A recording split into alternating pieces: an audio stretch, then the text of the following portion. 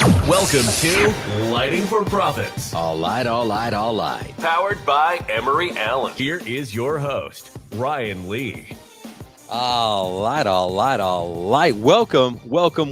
It's the #1 landscape lighting show in the United States of America. It's the week of 4th of July, Independence Day. Happy 4th of July in a few days. I'm excited, taking Friday off, celebrating the United States of America.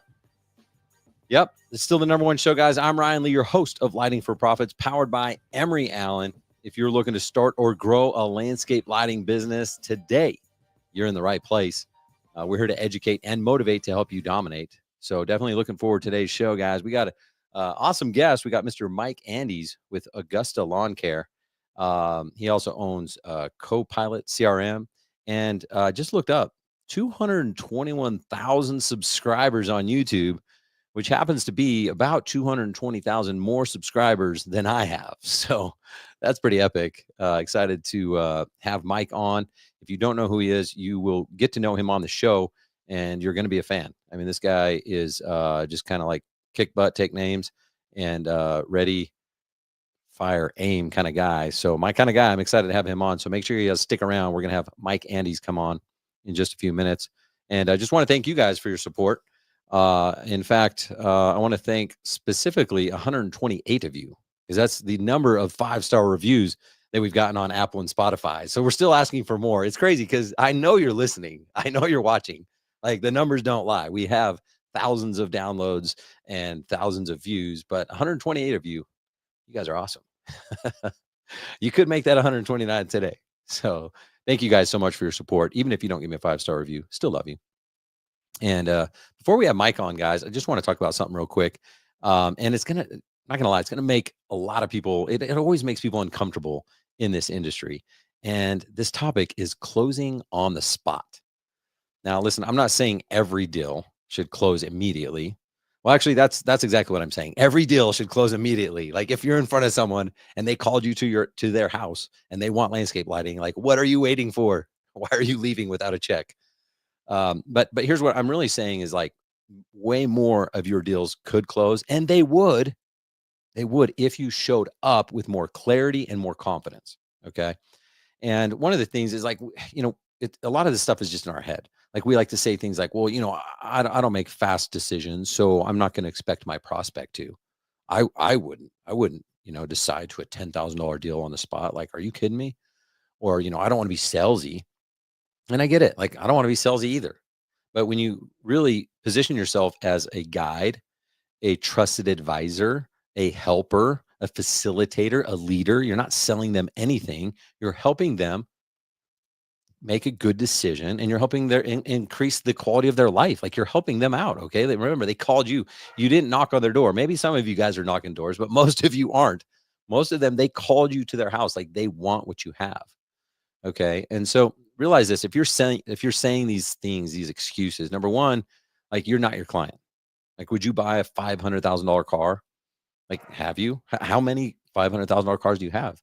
Like, would you spend $50,000, $100,000 on a vacation? Probably not, because you're not your client. Okay. They make a lot more money than most of us. Number two, don't limit your clients because of your limited beliefs. Okay. Do you really think people need to think about a $10,000 decision for a couple weeks? Like, when you leave and they're like, you know what, just give us some time, give us a couple weeks. Like, how much time are they allocating to thinking about you and the lighting design that you provided? Like, it's less than 2 minutes. So why not just give them the 2 minutes while you're there? Okay. And no one's going to think about it for 2 weeks, for that period of time. And less people will give you that excuse if you change your process. If you build enough value where the price that they're paying is lower than the value they're getting, then why would they not want to say yes at that time? So the problem isn't that people don't want to say yes and close on the spot. The problem is you're just not building enough value. So I want to share a couple scripts, a couple strategies with you before we have Mike on that might help you guys out. So I learned this probably the hard way. I was doing a demo one night when I had my lighting business. Set it up, waited for it to get dark. It was literally like 9 o'clock at night. We're setting up the demo. My brother and I were there. Beautiful house, gated neighborhood, ideal client. Set it up. The guy says, man, this looks amazing. All right, well, thanks for coming out, guys. We've got a few more bids over the next couple of weeks. So we'll let you know. And honestly, up until this time, I had just accepted that as my reality. Like, okay. Like, and I was like, okay. So when will you when will you decide? I don't know. I got a few more bids and I'll let you know. And the guy was super nice. It's not like he was a dick. I mean, it was cool. And I was like, okay. And just like put my head down, start cleaning up the demo kit. And I'm just like, dude, my life sucks right now. My wife's mad at me because I'm out late at night. We're having kids. Like, things aren't good at home. Now I'm doing this. And now I'm not even making money. Like, what the hell? And I literally like hit rock bottom. I hit rock bottom that night. And I was just so pissed. And I see the guy, he goes in his house, but then he comes back out and he's kind of messing around his outdoor kitchen and cleaning up something, whatever. And I told my brother, I said, I'm gonna go close this deal. He's like, huh? And by then I was just gone. And I go over to the guy and I said, hey, mind if I ask you a question? And he's like, no, what's up? And I was like, is there a reason why we couldn't just like agree to move forward on this deal tonight?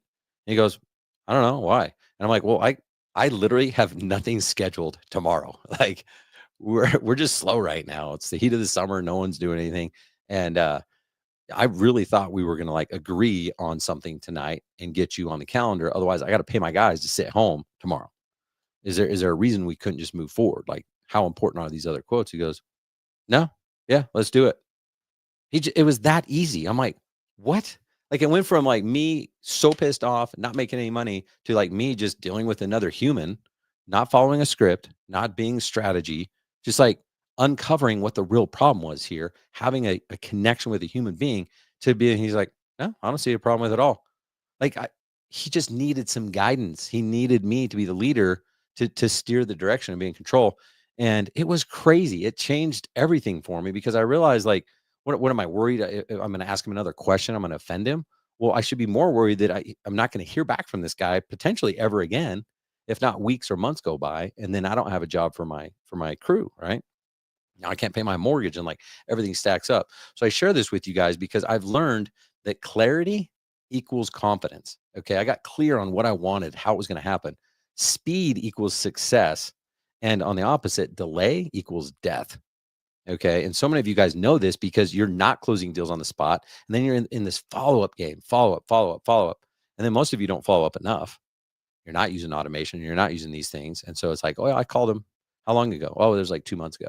Okay. Well, that's not follow up. All right. But I don't want to follow up. Like, I don't want to rely on anything. I just want people to give me a yes or no or schedule the next appointment. So, the best buyers, which are landscape lighting buyers, guys, these are like very qualified people. They don't want to waste your time. They don't want to waste their time. Okay. They want to make a decision. They want someone to lead them. They want you to help them feel certain. Tony Robbins talks about the 6 human needs.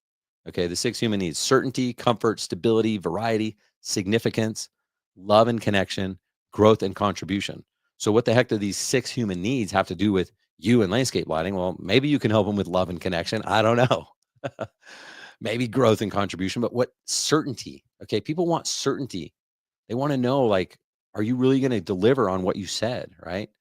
And each one of these 6 human needs, they play a role in how we find fulfillment in life. And so, believe it or not, yes, helping them choose to move forward with you in an epic lighting experience is going to quickly help them find this fulfillment in life. Like, we know the benefits of landscape lighting. If you don't believe that people need landscape lighting, you don't believe they need landscape lighting from you, and you don't believe they need landscape lighting from you today, then you're missing out. Like, your false beliefs, your limited beliefs are limiting your success, because your clients, they want it. They know they need it. So just remember, you're not selling anything. You're simply helping them see the light. Okay. You're a guide, you're an advisor, you're this, leader, you're this helper. And you know what people really want? I mean, obviously they want certainty. I just mentioned that. But when they call you to come out, they just want to know something super simple. They just want to know a couple of things. They want to know how much it costs. And so many companies are not giving the pricing up front because they're afraid that they're going to scare them off. They're afraid of the sticker shock. Am I right? Well, here's the thing with landscape lighting. And you guys should know this, because when you got into landscape lighting, you didn't know that a job could be $10,000. When I got in, it was like, my brother told me a $4,000 job. I'm like, what? Who spends $4,000 on landscape lighting? That's insane. Like, that's called sticker shock. Well, it doesn't matter if they have a $500,000 car in the driveway. If they've never had professionally designed and installed landscape lighting, they're going to have sticker shock. So do you want to have the sticker shock right now and get it over with so that you have an hour to build value? Or do you want to wait till the very end when they're like, oh, wow, it's just a lot more than we thought it was going to be? Like, you guys are literally living the definition of insanity because you just keep doing the same thing over and over and you're not solving the problem. And so they want to know, number one, like, what's this going to look like? Number two, how's it going to make them feel? And number three, what's it going to cost? If you can answer those questions clearly and confidently, you're already going to be different than 95% of your competition. Okay.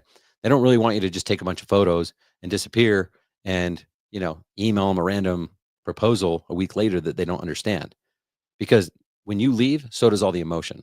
And we know that people buy an emotion. When you show them your portfolio and your pictures and how you're going to transform them, how they're going to use the space and how they're going to feel, like, that's awesome. You have them right where they need to be. And then you let that all go when they say, hey, we just need to think about it for a little bit. So let me give you this one script. And again, this isn't about scripts. Like that night that I got frustrated with the demo and I just went and asked the guy, like, hey, what's holding you back? Like, that was just me being real. Right. And so you can use this script, but you should make it your own. Right. So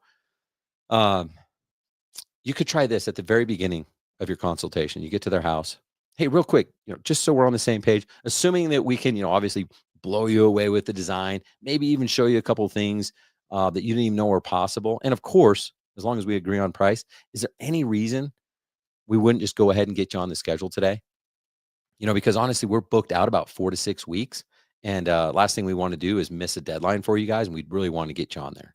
Like, if you guys just pre-framed all of your consultations, your conversations like that, see what you're doing is you're pre-educating your client onto what your expectations are, what your process is like.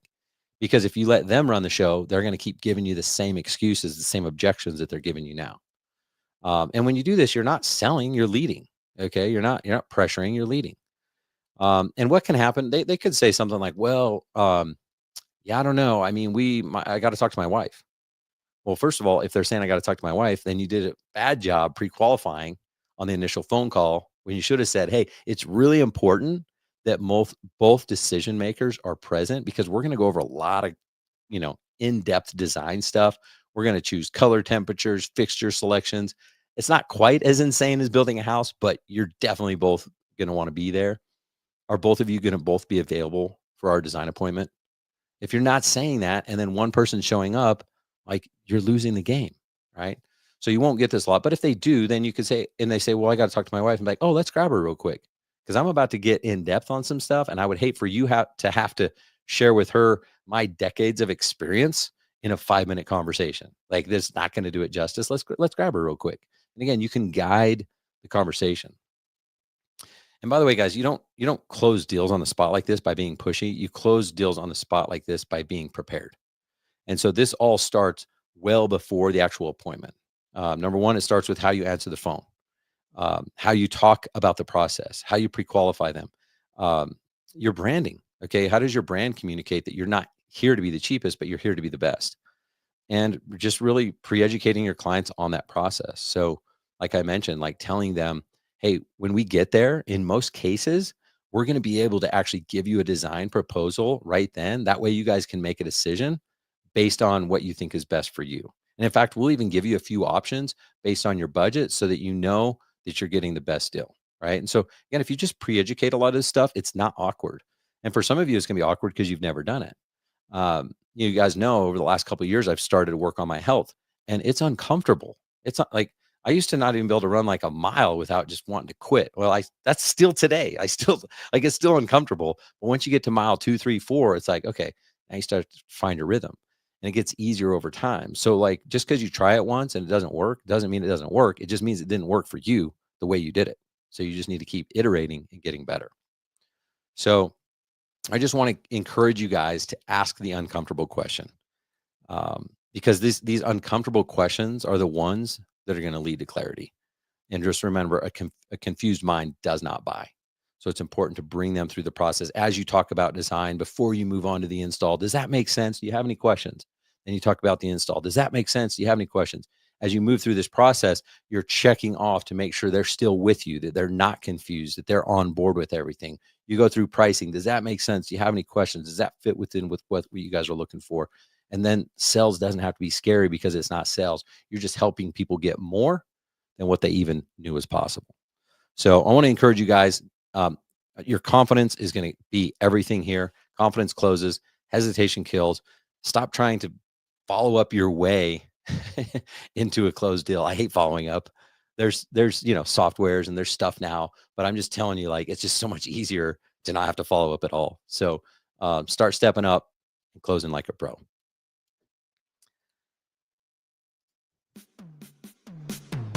Hey, have you ever felt like your lighting projects are missing that special touch? The Scout Pro from Emery Allen might just be what you need. This compact, stone-tumbled forged brass fixture is perfect for those subtle lighting applications, perfect for small spaces. Think under handrails, within decking, or nestled in flower pots. Despite its size, it packs a punch with 196 lumens and a high CRI of 92, ensuring vibrant and accurate color rendering. And with its IP68 rating, it's ready for any weather. Enhance your installations with the Scout Pro and see the difference. Interested? Just email Tom G at emeryallen.com for more information. And don't forget to set up your contractor account. If you mention Lighting for Profits, they'll hook you up with that discounted contractor pricing. Just email Tom G at emeryallen.com. All right, guys, I think it's time. I know why you came here. You didn't come to listen to me. You guys saw Mike Andes was coming on the show, so let's get that guy on here. What do you guys say? Let's get the music going. I know I'm excited. Hope you are. I know you are.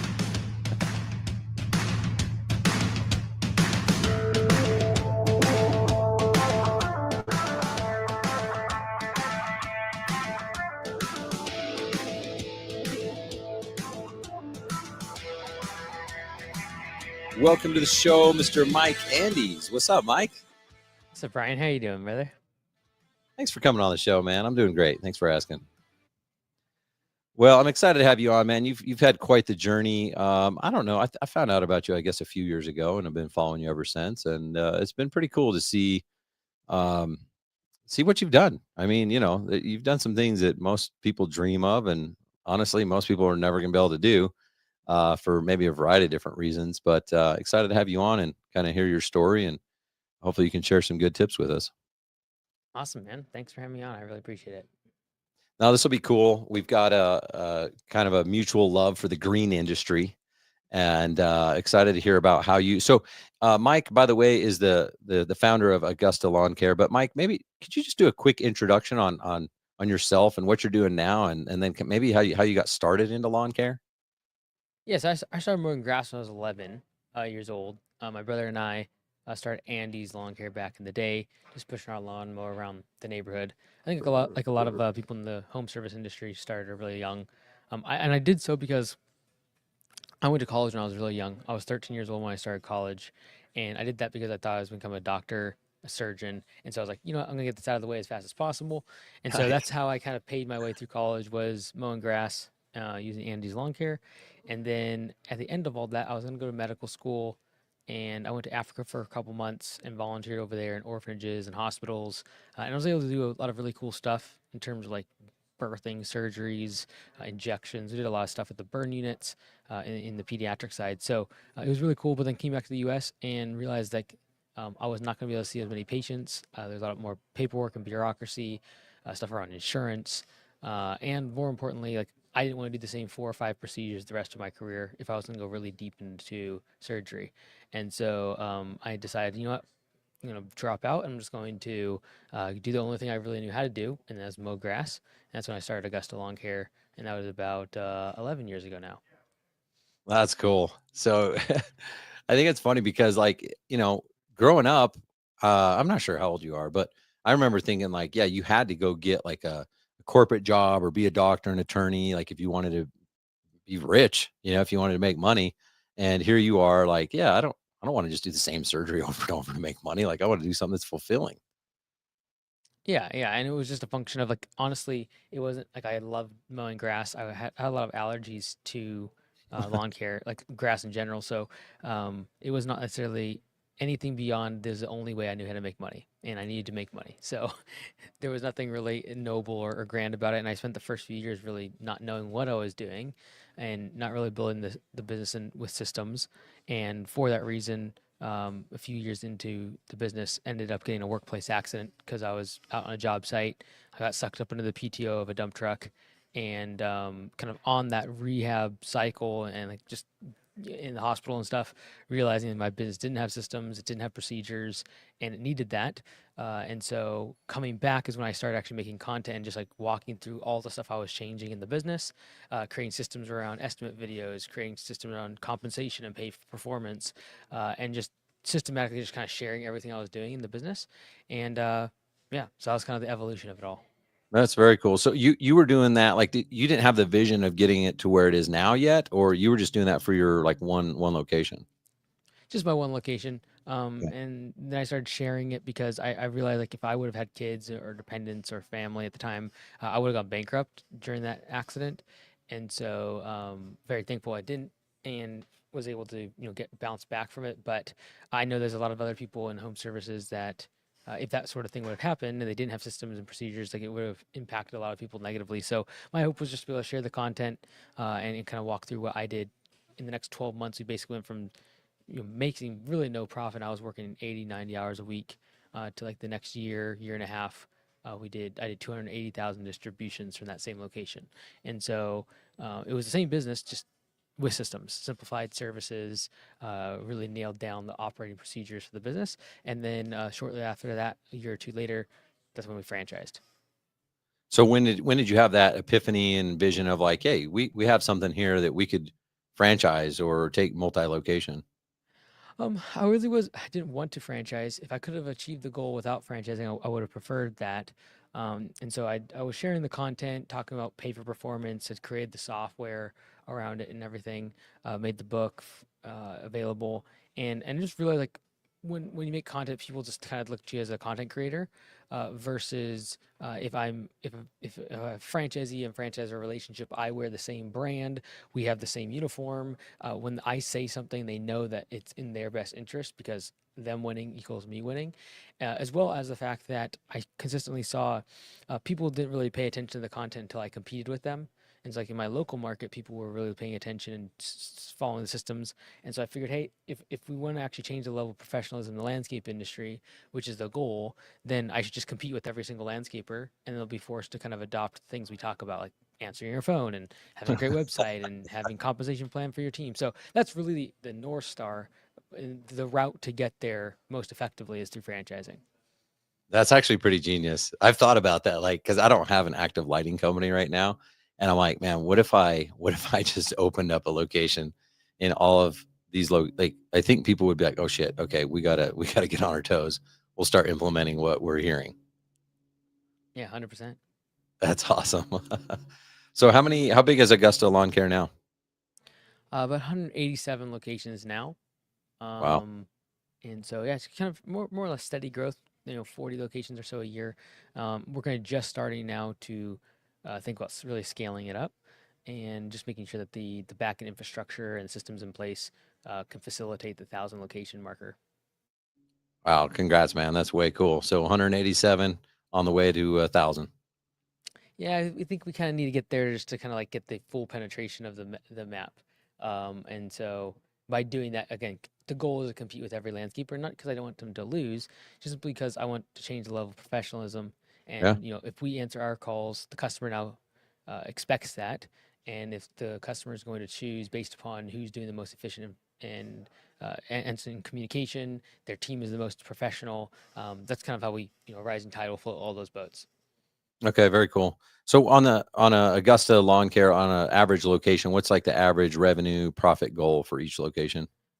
Yeah, so I think this year, we have to disclose all this stuff. So I think this year it was 519,000, um, and we got ranging everyone from just starting out to 2 million plus. So Okay. it's a wide range, but the average I think is like 519, and our goal is always to get them to $500,000 in revenue as fast as possible, and then to switch them into what we call profit mode, which is raise your prices over the next few years as you hit capacity instead of getting more trucks and hiring more people. So We really like our sort of like location goal is between 700 800,000 annual revenue, 6 to 8 employees during peak season, one general manager that was working out in the field with the crew, and then command center, which is behind me here, doing all the admin and back end work, doing sales online.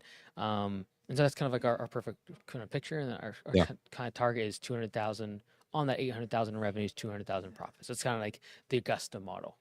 Sweet. No, that's awesome. What's the average ticket for a franchise? For like their services they provide to the customer. Yeah.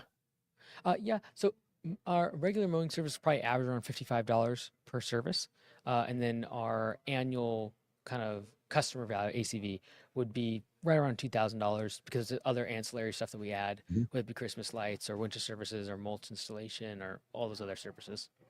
Man, that's freaking epic. I mean, in the landscape lighting world, in my group, we just did like an informal poll. So, don't come after me, everybody. Like in our group, it was like the average ticket was like $13,000.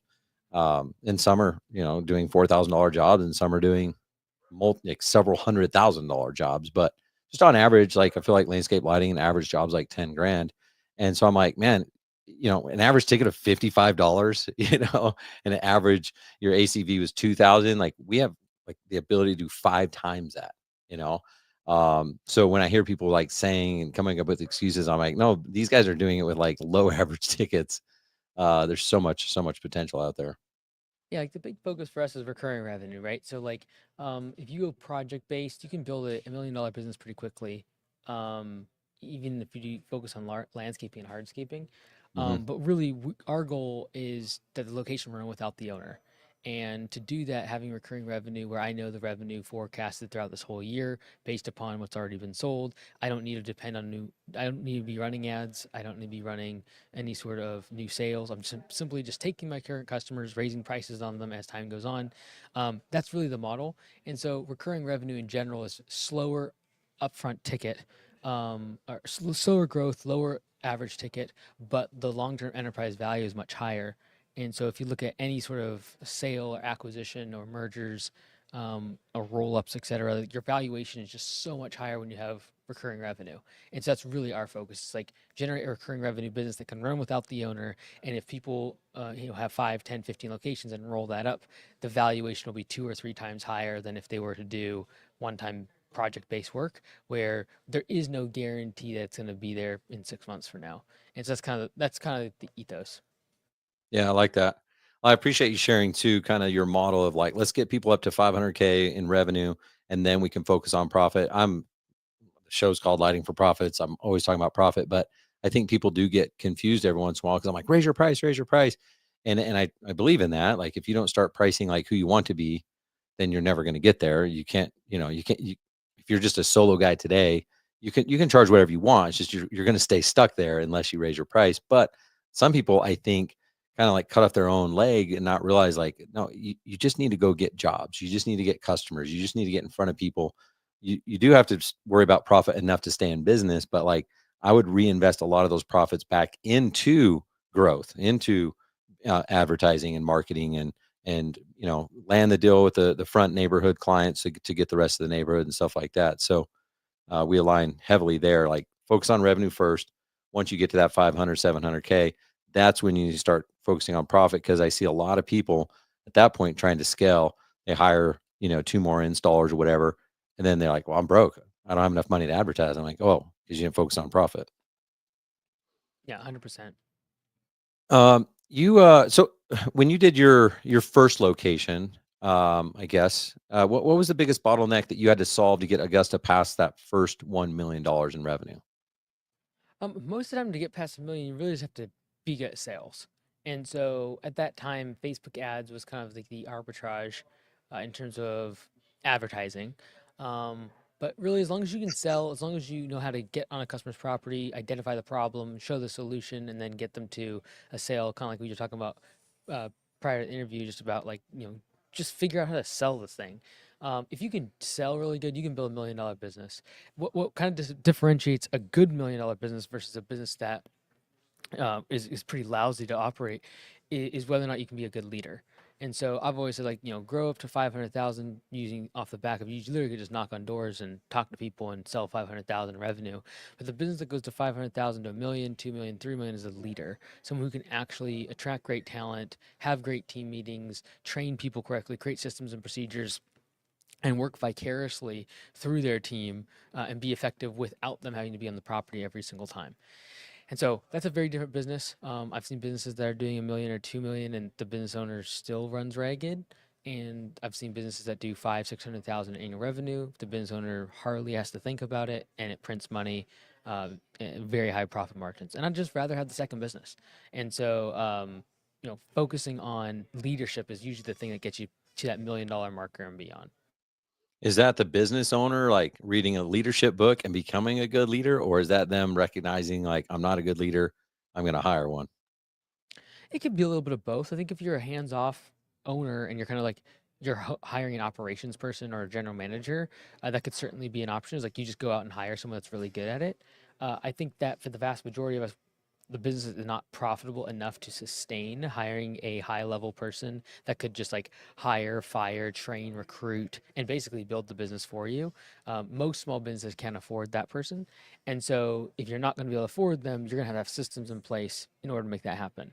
And so a lot of times it's like sales, systems, and then leadership. You sell, you get the jobs, prove demand for your product or service, but then create systems in place so that you can hand leadership off down the road, or that it makes it easier to lead when things are simplified, when things are standardized, when you have systems in place. And so that can be a great intermediary. If you're like, I'm good at sales, I got to recruit the business, now I need to move in this leadership thing that I stink at. Great. Why don't we systematize the business so it's easier to become a leader instead of you juggling a bazillion different weird one-off systems inside the business? Yeah, that makes sense. I like that. So sales, system, then leadership. So let's talk about systems. I mean, sales, I just already talked about it. I'm going to talk about it every day the rest of my life. I feel like I love it. I feel like it solves a lot of problems to get you to that point where the next problem is systems. What's it one system that you think every service business should have, or maybe build first if they're like, oh, I don't know, where do I start? How do I get into these systems that you talk about? Yeah, like, instead of how to create system, I like to think about like in which conditions do systems exist. I think whenever I think about systems, it's like, well, what's the opposite of a good, an environment where systems thrive? And I would say it's complex and custom. So anything that's complex, hard to do, custom is different every single time, is the exact opposite of what a system is. And well, what's the opposite of custom and complex is simple and standardized. And so if you're like, oh, I want to create a system for my sales process, I want to create a system for how I answer the phone, I want to create a system for how I answer emails. Great. Let's make it simple and standardized, which means it's simple, easy. And then second is standardized. We do the same way every single time. And so I would just encourage people to use that as the framework instead of like, what is a good system? Because like, for example, we use a system called estimate videos where once you're at the project, the estimator takes a video of the project. Even if they are not talking to the customer, we're going to take a video of the project, it's attached to that job, and that estimator will never come back to that project to do an orientation of the project, etc. And this is a direct result of me being out on a job site and getting that accident. It was like, I should never have been there because there should have been a video attached to the job to Mm. where the crew did not have to ask me what was going on. And so that's an example of a system that will prevent you from being out in the field with the crew and preventing a bottleneck from happening. And so many times the system is put in place just at wherever there's a bottleneck in the business. And many times when you're switching from sales and trying to grow the organization, it's like the handoff from sales to operations gets really, really bottleneck there. And so that's where like, something like estimate videos is the system that allows the estimator to hand things off to operations much easier. So I'm looking for bottlenecks, and then I'm looking for how do I simplify it and standardize this process. Yeah, I love it.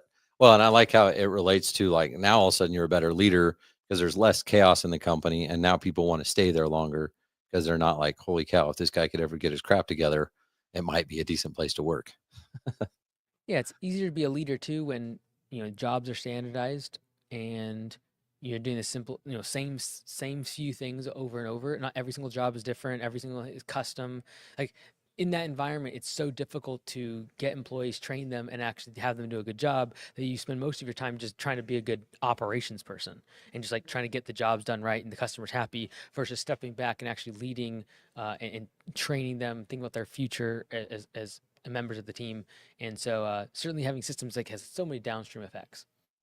Yeah, love it, man. That's cool. All right, put you on the spot a little bit here. What's in terms of leadership, what's maybe a leadership mistake that you've made in the past that others can learn from? Yeah, like I think the biggest thing we can do that's wrong as leaders is being a leader that the business does not need. And what I mean by that is like the role of a leader in the business and the role of the owner changes as the business grows. So as a solo operator, you're out in the field, you're doing admin, you're doing sales, you're doing operations, you're doing everything. Well, as the business grows, you can't do that. And you gotta stop leading by example and start actually leading through leadership and through systems and through procedures. And so I kind of think of it as like you have a solo operator and then you kind of go into a working GM. Even if you're the owner operator, you're kind of working as a working GM. You're doing some management, Yeah. but you're also kind of out in the field with the crew. And it looks very different. You're leading through example many times. And then as you become even larger, usually 6, 7, 8, 9 employees, now we're moving into the full-time GM. You're quote off the truck, you're quote out of the field, and you're full-time usually doing sales. You have an admin person, so the leadership hat that you have to put on is very different because now you can't actually just go show your crew how to do the work. And then as time goes on, you actually have a leadership team underneath you. We call this the GM plus model. Now we actually have, a manager for the office. We have a manager for operations. We have a manager for sales. And then I'm above all of that. And now this business looks very much like a 1.5 to $3 million company. And the leadership that I have there is very different because now I actually don't even have interaction with my frontline team members. Rather, I have to vicariously through my leadership and management team make changes happen. And so very different leadership is required at different sizes of business. And for that reason, many of us get led astray because we listen to people that have $1 billion business or $100 million business talk about leadership, and to them they are saying what's correct. But that size of business won't Right. reflect over to your $200,000 year business. And so I do believe that one of the biggest misconceptions and problem mistakes I've made is trying to apply the wrong leadership advice to the Mm, wrong size of business that I'm at. that's gold. I love that. That's well said. I know you listen to like the Dan Martells and stuff, and it's like, oh yeah, of course. But it's like, I don't have time to do that. How am I going to? I literally have to go do the job. I have to be there. I have to lead by example. Like I'm stuck on the truck. So how do you decide when you're at that phase? Because I think most of our listeners they're sub $1 million in revenue. They've been frustrated. They're stuck. They have a couple people that help with the installs, but they're still doing most of the sales, things like that. How do you decide what to delegate and what to like? It's hard to let go. You know that, right? So how do you decide what to delegate and what to personally obsess over? Yeah, like I think first off, if you sell really hard, it basically puts more pressure on all the systems of the business, and it usually becomes pretty easy to identify where the constraints are. And so a lot of times when people get ahead of themselves, they're like, I'm gonna fix this thing in my business, or I'm gonna like delegate. It's like, wait, yeah, let's just like double the input of leads. Let's double the amount of sales. Let's put your backlog so far out. All of a sudden, you will find where the problems in the business are, and then you can identify them pretty quickly. It's like caveat number one for the people who overthink. Because if you're in that camp, you'll hear what I'm about to say and be like, I'm gonna like delegate everything in my business. It's like, whoa, you do 100,000 in revenue. There's no reason for you to start delegating. And so, the second thing I would say though, like in terms of what to delegate, it's usually the things that you are not good at or you do not enjoy doing. Typically, because if you enjoy doing it, you'll do more of it, and if you're not good at it, the more you do it, the worse the business is off. And so, I'm usually trying to either fill in a gap in my skill set. I'm not good at it, or I'm trying to have someone else do a task that I do not enjoy doing so that I can focus on what I am good at and what I do enjoy doing, and usually that's where you have outsized returns. And so if I can get someone else to do like 80% of the job that I'm not that great at or I don't enjoy doing, but then I go focus on something that I have like a 10x on everyone else on in terms of my returns, then like my time should be focused most on that higher leverage task. And as like a broad rule of thumb for people that are under a million, I kind of like look at each of the business uh, departments as sales, operations, and admin. So sales, I get the work. Operations, I do the work. Admin, I kind of grease the gears, payroll, email, phone calls, etc. And I think as you move from 0 to a million, what you want to be doing is focusing more on the higher leverage task of sales and less on operations and nothing on admin. And so usually the first thing that we delegate as you're growing from 0 to a million is your admin. So phone calls, emails, create systems in place for all that stuff to be handled, invoicing, billing, automations, follow up, etc. As time goes on, you step out of operations is when you get off the truck, and then you actually hire someone to do operations management for you. Is your operations manager. And they're responsible for that. And so you can spend the vast majority of your time on the highest leverage task, which is generally sales. Now, the only way I see this usually flip in terms of sequence is if the owner is not good at sales and they love operations. Again, you love it, you're good at it, great, you stick with it, but then you gotta go find someone to go do sales to go scale the business past $1 million. And so usually that's the sequence I see most owners following, though, is delegate your admin, then delegate your operations. As you near that $1 million plus marker, then you're gonna go delegate sales. Yeah, well said. I completely agree with it. What's kind of crazy is when I got my start in the lighting business, I hired we hired 2 installers like pretty quick because I was like, dude, I do not want to be trenching wire in the Texas heat. I was in Texas at the time, and I was like, this sucks. And I knew I was good at sales, and I wanted to do sales, so I'm like, okay, we're doing that. But it took me a couple of years to hire an admin because I made excuses about, well, where are they going to work? I mean, if I get an admin, then I have to get can't work out a storage unit. We got to get a warehouse, and that's another, $1,500 a month or whatever. And I just made all these excuses. I'm like, plus, we're not that busy. I can just answer the phone here and there. And I found that almost everyone in the lighting industry they followed my exact same path, even though they didn't know. It was just like, that's what we all do. How important is it to replace that admin? Um, you only have so many hours in a day. It's a finite resource. And so if you're using all of your current hours to their highest output, the only thing to cut is the least valuable thing in your day. Now, so you have to actually quantify what's the most valuable, and how do we actually quantify this value? Is usually our replacement. What's our hourly rate to replace this? And so to replace an estimator, someone who has experience out in the field or can even do operations and install the work, is usually a much higher skilled, valuable task compared to someone that can answer a phone or send an email or do these other tasks. Now, can they do it well? Maybe not. Maybe not get the best of the best, but I'm okay with 80%. So that I can go focus on higher leverage tasks. Are they going to answer every single thing the way you would? Are they going to know everything about the wire and the lights over the phone to the customer and upsell them? Probably not. But the focus is that I spend now, let's call it 30% of my day goes from admin to now sales, and that extra 30% and the discretionary effort that happens when I'm in the shower, et cetera, is all falling on a much higher leverage task. So that 30% extra time spent on sales doesn't lead to a 30% increase in business. It results in a double or a triple in the business because now I fully focus on it. And so you got to convince yourself of that sometimes to make the jump to actually go allow someone else to do 80% of what you're currently doing and take the potential hit on, yes, the extra cost of admin is a straight overhead position. So is hiring a general manager, an operations manager that doesn't actually produce work out in the field. And so that's why we have to work backwards from what do we want the business to look like? What is the end goal of this? And then work backwards. Like, okay, if you don't want to work on the field, okay, you're going to have an operations manager. You're going to have an office manager. Okay, great. How big of a business do I need to build in order for this to be able to actually sustain these other roles? And so I think the biggest thing we want to focus on is how do we work backwards from the goal that we have for the business, and then figure out what roles will we have to build, and then building the business to a size that actually sustains those roles. Yeah, I love it. Well, I think, we say admin is an overhead, like non-revenue generating position, but at the same time, I was having a chat with one of my clients the other day. It's like, well, you're not able to be focused. Like, you can't be a game salesman material when you just got off the phone with an irate customer. Like, how are you going to go from like, oh man, like this person hates me and they're going to give us a 1-star review to like, hey, we're awesome, whatever. Like, you have to separate this role. So while that position, while it is true that they're going to be an overhead position, it frees you up to be in your unique. Like, it allows you to be your number one and be the best at it. So that's not going to show up on a P&L, but the fact that you are going to be able to close better, you're going to be able to perform better. I mean, there's a lot of value in that, Yeah, for sure. Okay. So actually I want to do something. I'm starting a new segment today. So lucky you.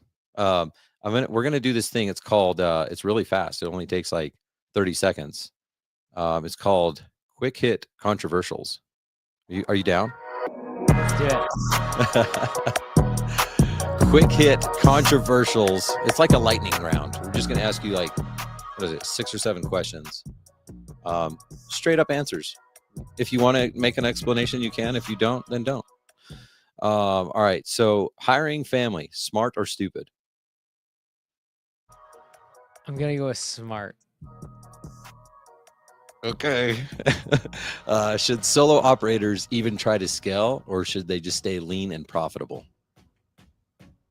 Depends on their goal. Better to take a low margin big job or high margin small one? Depends on your goal. But if you had to choose one. Probably small and large margin. All right, cool. VAs for service businesses, useful or overhyped? Definitely overhyped, but useful if you have the management in place to track their performance. Is profit more important than growth? Really depends on your goal, because if you're going to try to take a company public or do a merger and acquisition with a PE firm, they could care less about your profit. They just want to see massive growth. Nice. And last one, should you take out a loan to scale faster?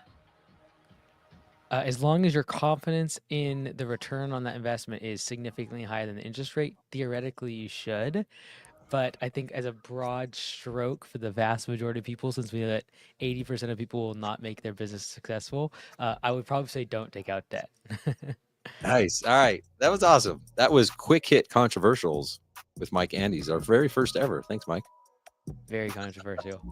So controversial. It's probably going to make us get 200,000 subscribers on YouTube. We'll find out. Well, no, it's good stuff. I think, on the last one, the loan one, I think, like you said, like on paper, like if the loan's going to cost you 8%, but you can make 20%, then why would you not just leverage the debt? But the reality is most people suck with money. Risk adjusted returns. Exactly. Oh, if only it was that easy. All right. We'll get back to my regular kind of outline. I want to ask about growth. That's what we're always talking about. Like, I mean, I'm like, yeah, you want to make more money so that you can grow, so that you can get whatever it is that you want in life. If you want more freedom, or you want to have a legacy, or whatever it is, right? But people don't necessarily know when to grow. I've been talking lately about like the kind of ready, fire, aim movement.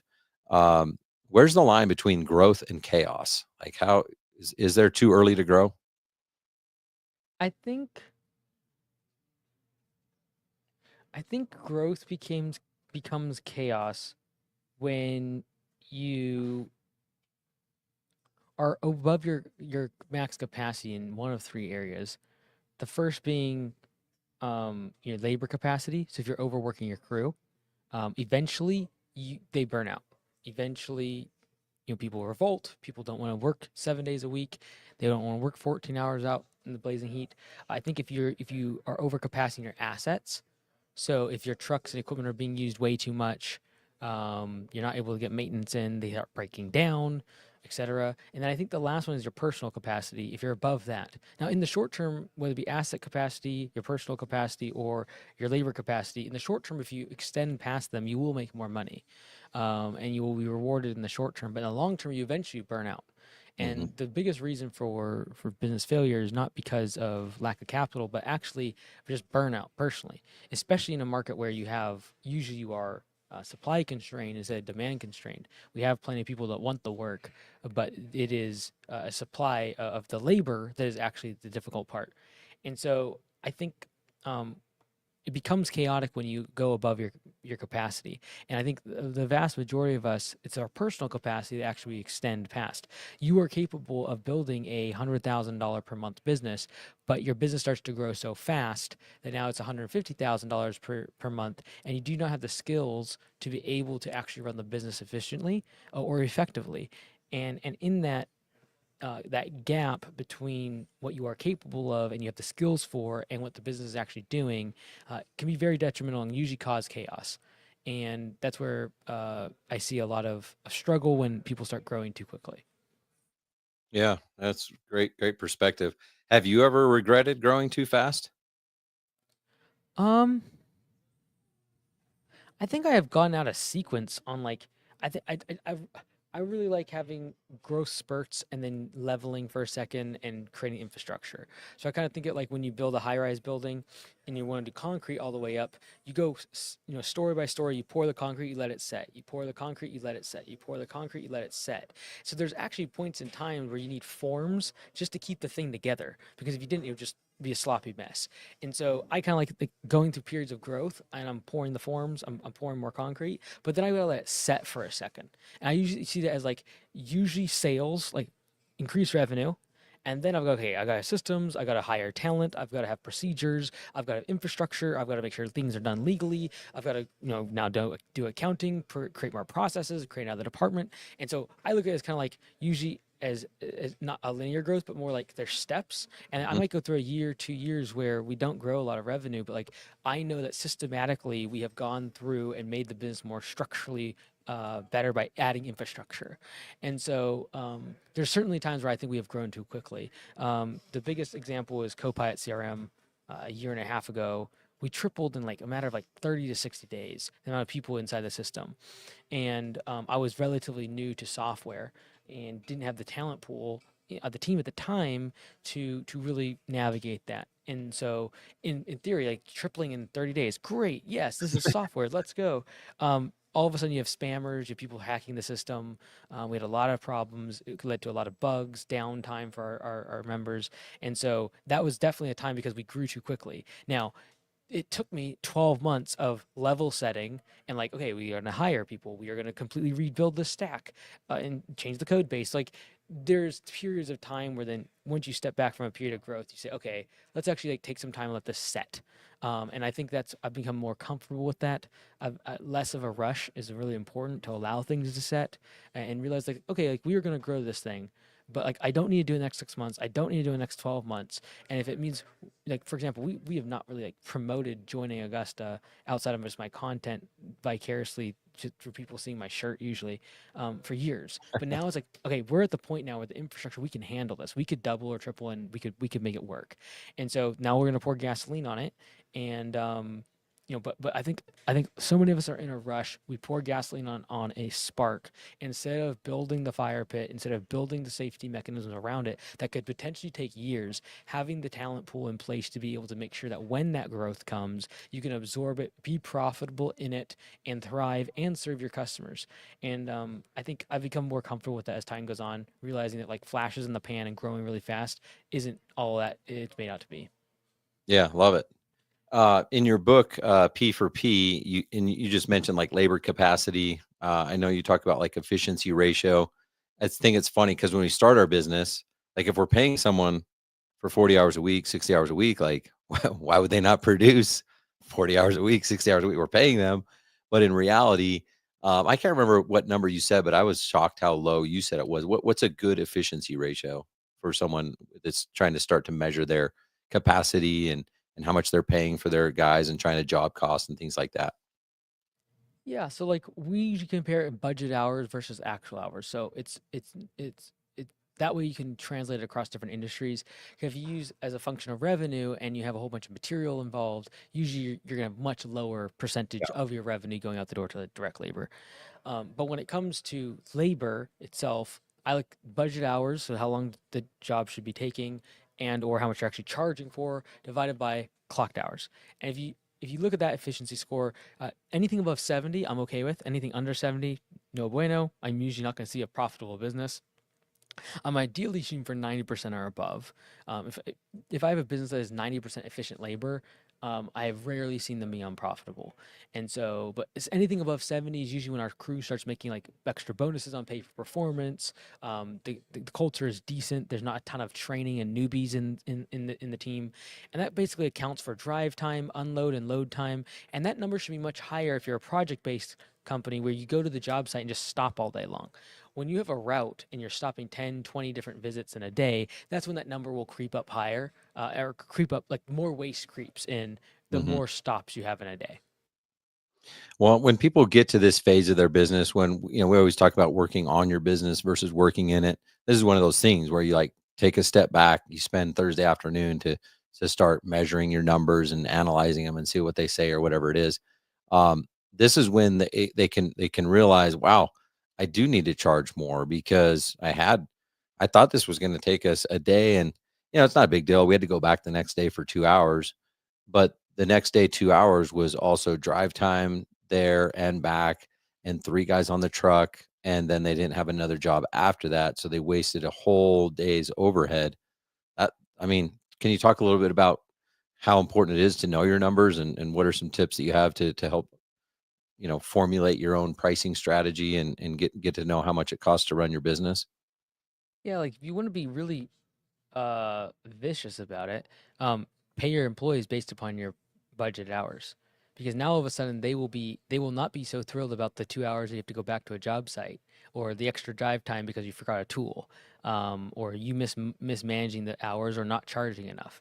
And so the ultimate way to make sure that you charge enough is give a percentage of it to your employees, because they will then keep you accountable for every single job, every single mistake, every single thing in the business.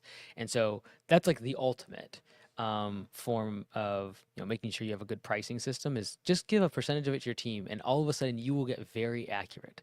And if you don't, you will have a revolt on your hands, and you'll also start to realize that like the team has an extra 30% inside of them simply because they can be more efficient. They can remember to get all the tools for the day. Like if you forget a couple light bulbs and you're 30 minutes or 40 minutes or an hour away from a job site, that could reduce their efficiency that day by 20 to 30% just because they forgot a couple of light bulbs. And so the forgetting of the light bulbs comes from you not incentivizing them to actually remember the light bulbs. You're incentivizing them based upon time. You're based on like them driving in an AC vehicle is much better for them than being out in 100-degree heat.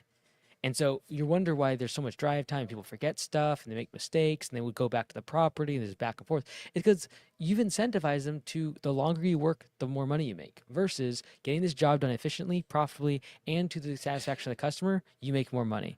And so I always just look for incentives. Like if the output isn't what I'm wanting, like Charlie Munger says, you show me your incentive, I will show you your outcome. And so if your outcome is lackluster or not what you want, just look at your incentives. And so if you don't have a good outcome of profitable jobs, customers aren't happy, lots of inefficiencies, like what's the incentive for the crew? What's the incentives for the team member to actually make sure that it's profitable, done efficiently, we don't forget stuff, the customer is happy when we leave? And so I'd really just like look at it more deeper than just like pricing, but like what are the incentives of your team to make sure we don't miss these jobs and we don't go way over budget hours? Yeah, very cool. And what percentage? I mean, how does a company figure out? Okay, I'm gonna allocate 20% of revenue here toward these to my install crew. How do they come up with that? Couple things. So I have a what I call the golden rule. It is the 25% rule. It's very, very broad. So I think in your industry, this would be way too high, but I use it nonetheless in all home services because it has applied.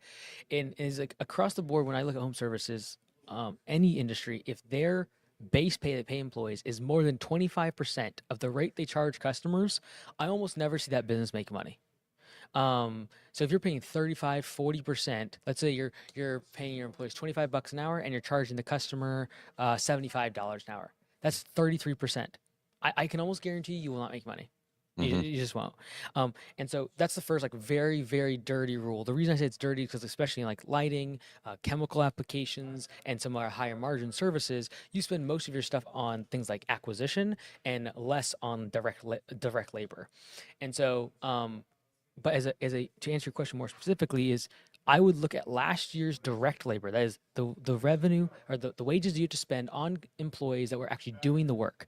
I would take that as a function of the labor revenue they earned last year. So for example, say you did $1 million business, 200,000 of that was supply markup, material markup, etc., fees, etc. But it was $800,000 of labor revenue. This is $100 an hour or whatever you're charging the customer, but you made 800,000 in labor revenue. I'm going to take that and I'm going to say, okay, um, 800,000 in labor revenue. I had $200,000 in direct labor expense. Well, 200,000 divided by 800,000 is 25%. So I could assume that about 25% of my labor revenue goes to my employees, and that would be a good benchmark to start pay for performance at. So when an employee walks on the job site, hey, you're making 25% of this job. regardless if it takes you 5 hours, 10 hours, or 20 hours, you're making X amount. And so that would be a good way to benchmark it. And like, I would say if you're like, man, I'm really struggling, I'm hardly making any money, we're struggling in the business. Okay, maybe you make the threshold 20%, so you make the extra little spread there, and that's how the business can move forward and be profitable. And if you're like, well, actually, I'm really profitable, I don't really like, I just want to give back more to my team. Great, then don't change the percentage. Keep it at 25%. Give more back to your team, and now just have a culture of accountability, and where it's a culture that attracts a talent instead of everyone just sliding the lowest common denominator of effort that's put towards the job. Yeah, that's awesome, man. I love it. By the way, guys, if you have not checked out Mike's book, P for P, go get it because people have been talking about it for like the last couple of years. I'm like, just go get his book. He tells you everything. So it's all in there. When it comes to pricing, how do you build trust with customers when you're trying to charge more than the just average guy with a truck? You're on mute. Sorry, my thing went Yep. on mute. My bad. Yeah, like the bottom line is price can be determined by value, and that's really how we always want to be pricing. It's based upon value, and so a transactional will always take place as long as value is higher than price. And so what that means is if I value this water bottle at $3, and it's on sale for 10, I'm not going to buy it because the value is lower than the price. Now, if you put me in the middle of a desert, all of a sudden I think it's worth $100 because it's full of water to me. If it's priced at $10, I'm going to buy it every single day. And so the thing with that ratio is like value being higher than price is there you can always lower price to get the transaction to go through. And so if we're going to price ourselves based upon the competition, based upon all these other random factors, then we will always lower price. Versus the harder thing to do is increase value. So how do I make the customer more thirsty? How do I make the value that they prescribe to and ascribe to my service be higher? Well, I answer the phone on time. I have professionally wrapped trucks. I have uniforms. I have a great looking website. They can get their pricing immediately from that website. There's a host of things we can do to improve the value of the experience to the customer and thereby be able to charge more on price. But the slippery slope that we all fall into in home services or any entry low barrier to entry industry is you can always lower price in order to make the transaction go through. And that's a slippery slope. It's the easy way out, and everyone takes it. I took it until you learn that there's no money left for your mortgage. So at some point, you'll learn those things of answer the phone, wrap your truck, uniforms, like, and that's what's crazy. You mentioned it. You're like, no, I'm just going to start competing with these people, so they'll start answering the phone. A lot of these things are basic. It's not like it hidden in some super secret book in a super secret vault. Like if you just do what you say you're going to do and do things that you would want as a customer, it's not hard to differentiate yourself still in this world. I agree. What's I guess the last question and we can wrap up. I've got about 400,000 more for you, but I was planning on talking to you about YouTube and Facebook and all that stuff. So we'll have to have you come back on because I kind of have some other things I want to talk to you about. But what's a habit or routine um that you credit for helping you really outthink your competition? Yeah, I think if someone's just getting started, or I would say like the one thing we all have is the ability to work more hours. And I think that uh although it is fancy and cool to say work less and get more output, most people do not have the skill. And I would wrap myself into the same group. Most people do not have the skill to work less and have a higher output. They do not have the skill.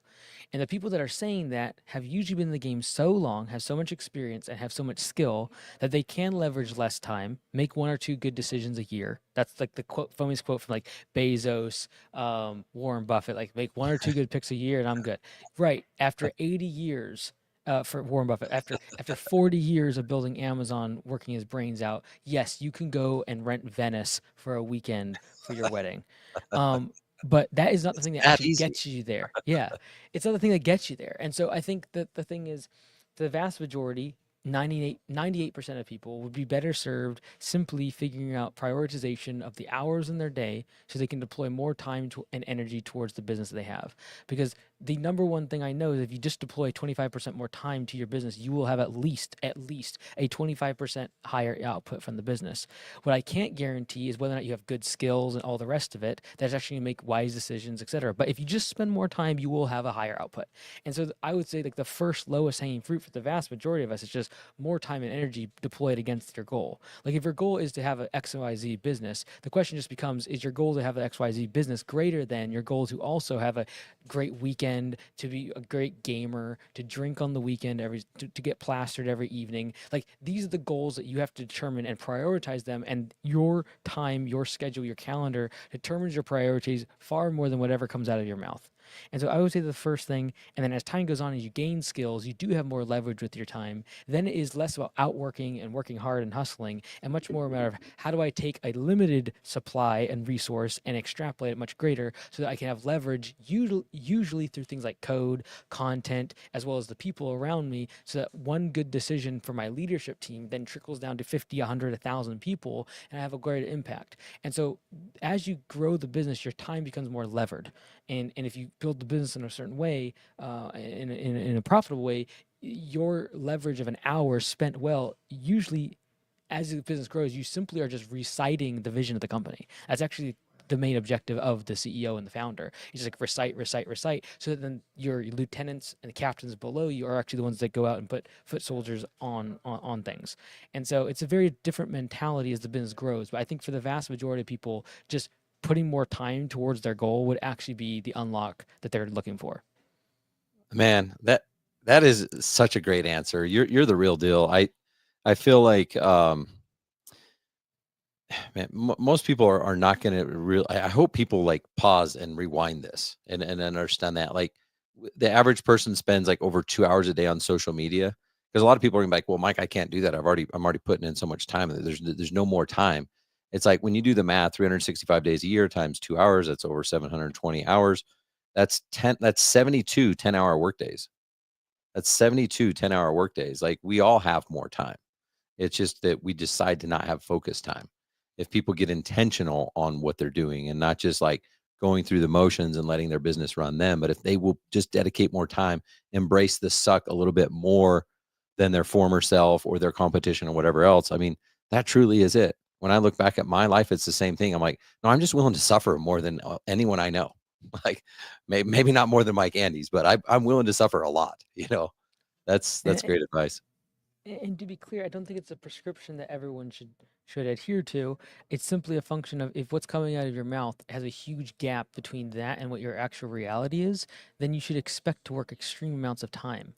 And to say I'm going to build this massive business and do all these things, but then your calendar speaks otherwise, and you spend more time on gaming and hanging out with your friends who have absolutely no goals in life and are not adding to your goals, then you're lying. And so I think the thing that the blunt advice I would give myself 10 years ago is make sure that your actions and the amount of time you deploy towards this goal is in adherence to what comes out of your mouth. And so if you just want to build a lifestyle business, and I say just being in terms of size, not in terms of success, if you want to build a $200,000 a year business, have 70-80% profit margins, and never have an employee in your life, and that's your definition of success, then you do not need to work a lot of hours. After a year or two of putting the time, getting sales, like you probably don't need to do that. But if you're also going to say, I want to build a $10 million business and you are currently at 200,000, you better be ready to put huge amounts of effort and work. And either A, take 50 years to build it, or B, try to compress that into 5 or 10 years and put in extraordinary amounts of effort, time, and energy. And the vast majority of people that got to where you want to be at today are simply the people who do not give up where 99% of people did. And so if you want to have a 1% outcome, you simply have to endure what 99% of people give up on. And so if you don't expect it to be 100 times harder and 100 times more difficult than what everyone else is willing to endure, then you're delusional. And it's not to say anything about the person that has lower goals. It's simply a function of if your goals are that big, just expect the sacrifice that you must give in order to get that much, much higher. That's so good. Love it, Mike. All right, guys. I highly recommend you check out Mike, Andy's. You got YouTube channel. How do you want people to stay in touch with you? What's the best way to stay connected? YouTube is fine. The website has a bunch of free courses, so they can check those out if they want. Yeah, go to, what is that, MikeAndys.com? Yep. All right, guys. Well, thanks so much, Mike. I really appreciate it. I know we went long. Thanks for coming on the show and sharing all your insights. Congratulations again on what you've done so far. I know you got big things ahead, and you're a high achiever. So looking forward to seeing what you produce over the next few years as well. Thanks, Ryan. I appreciate you having me on. All right, guys. Now the hard part. Go implement. Don't just take notes. Don't just get inspired. Go dominate. Take some notes and go implement this stuff, guys. We'll see you next week.